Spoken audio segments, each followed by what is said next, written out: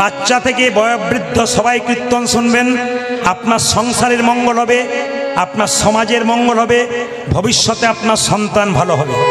ও মায়েরা, কোন সন্তানের মা চাই আমার ছেলে চোর হোক ডাকাত হোক? সব সন্তানের মা চাই আমার ছেলে কৃষ্ণ ভক্ত হোক। রাস্তা দিয়ে পেরিয়ে যাবেন, লোকে বলবে না চোরের মা যাচ্ছে, লোকে বলবে ওই দেখ একটা ভক্তের মা যাচ্ছে। তাই প্রত্যেকের কাছে নিবেদন রইল, হিন্দু সনাতন ধর্মের মানুষের কাছে আমার নিবেদন রইল, এই প্রদীপ পাল আসরে গর্জন করে বলল, সনাতন ধর্মকে বাঁচান, হিন্দুত্বকে রক্ষা করুন। স্বামী বিবেকানন্দ গর্ব করে আমেরিকার মাটিতে বলেছিল আমি হিন্দু। আপনি যেন গর্ব করে বলতে পারেন আমি হিন্দু। আপনি সব ধর্মকে সমানভাবে সম্মান দেবেন, কিন্তু নিজের ধর্মকে ছোট করবেন না। বারবার বলে রাখি, ওগো মা, ভগবানকে সবাই চিনতে পারলো, আমরা চিনতে পারলাম না কেন? যিনি ইস্কন মন্দিরের অধ্যক্ষ জয় পতাকা মহারাজ, তিনি যখন প্রথম বিদেশ থেকে ভারতবর্ষের মাটিতে আসছেন, প্লেন থেকে নামবার সময় তার চটি জুতো তার কর্মচারীকে দিয়ে বলল চটিগুলো রাখো। কেন স্যার?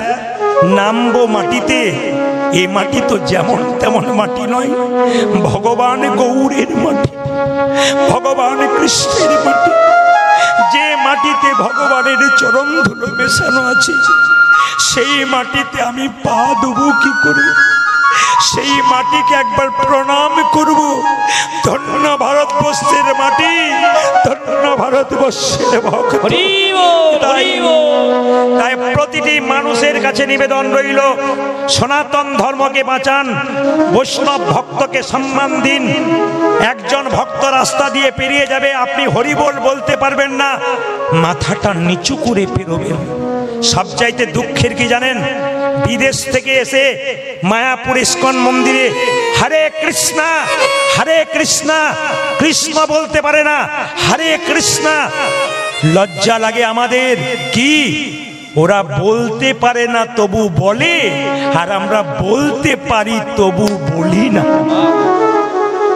ওরা বলতে পারছে না তবু হরে কৃষ্ণা হরে কৃষ্ণা পাগল হয়ে যাচ্ছে।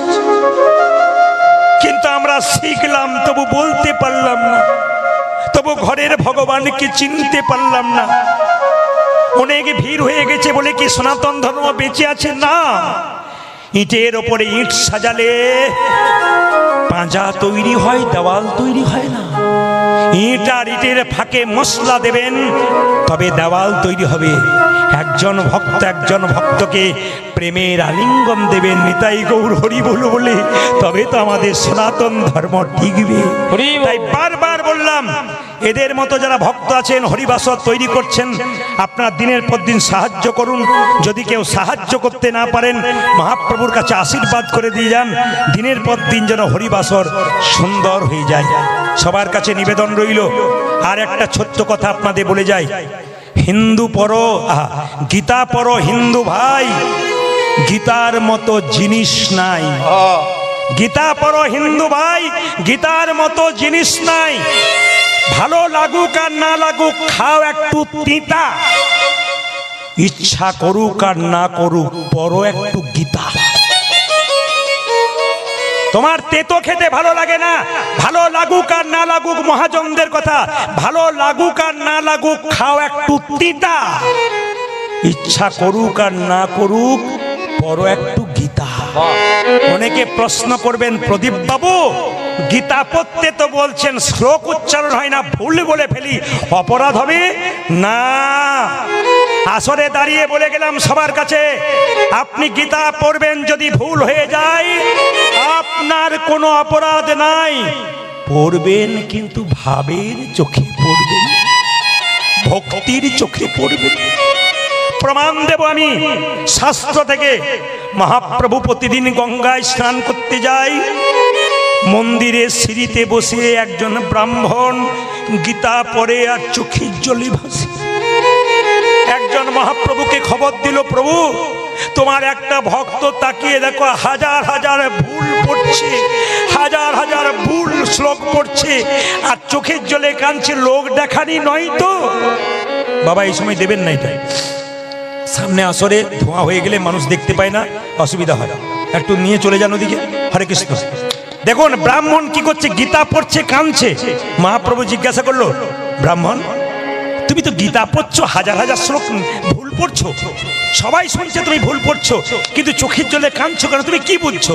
যে ভুল পড়ে সে কি বুঝে?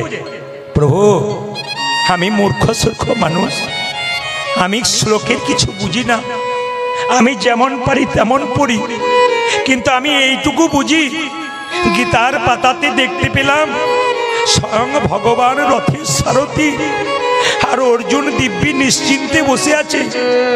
আমি গীতা ভুল পড়ি, শুধু এইটুকু ভাবি সংসার কুরুক্ষেত্রে যুদ্ধের রথে ভগবানকে যদি সামনে বসাতে পারি, আমরাও নিশ্চিন্তে সংসার রথে ভব পার হয়ে যাব। গীতা পড়ো হিন্দু ভাই, গীতার মতো জিনিস নাই, গীতার মতো গ্রন্থ নাই, গীতাতে কোনো ভুল নাই।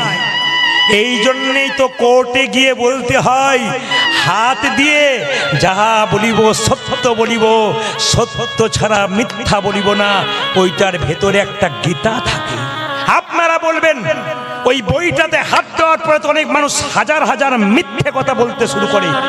বলুক, এই গীতাকে হাত দিয়ে যে এখানে মিথ্যা কথা বলে এই কোর্ট থেকে সে মুক্তি পেতে পারে, ভগবানের আইন থেকে সে নিতাই গৌর।